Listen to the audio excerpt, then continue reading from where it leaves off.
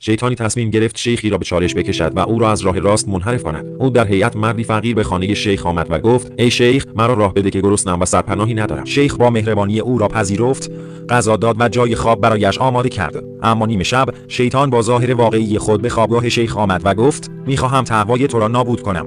تو هرگز نمیتوانی از دست وسوسه‌های من رهایی یابی. شیخ لبخندی زد و گفت: اگر بتوانی مرا شکست دهی، خود را به تو خواهم سپرد. شیطان از این چالش خوشحال شد و گفت: برای شروع به تو پیشنهاد میدهم که در نمازت کوتاهی کنی و بیشتر به استراحت بپردازی. شیخ پاسخ داد: این تو هستی که کوتاهی کردی، زیرا عبادت خدایم نه باری است که مرا خسته کند، بلکه عشقی است که مرا زنده میکند. شیطان با عصبانیت نقشه دیگری کشید. او در خواب شیخ ظاهر شد و گنج بزرگی را به او نشان داد و گفت: این گنج را برای تو میگذارم، به شرط آنکه به دنبال شهرت و مقام دنیا بروی. شیخ خندید و گفت: گنج واقعی در قلب من است که به رضای خدا آکنده است. تو نمیتوانی چیزی به من بدهی که ارزش بیشتری داشته باشد. شیطان که از شکست‌های پیاپی خشمگین شده بود، فریاد زد: چگونه این گونه مقاومی؟ شیخ با آرامش پاسخ داد: تو از جنس ناامیدی هستی، اما من از جنس امید به خدا. شیطان با شرمندگی از خانه گریخت و دیگر هرگز به آن دهکده باز نگشت. شیخ نیز داستان این ماجرا را برای مردم نقل کرد و آنان را به تقوا و ایمان دعوت کرد.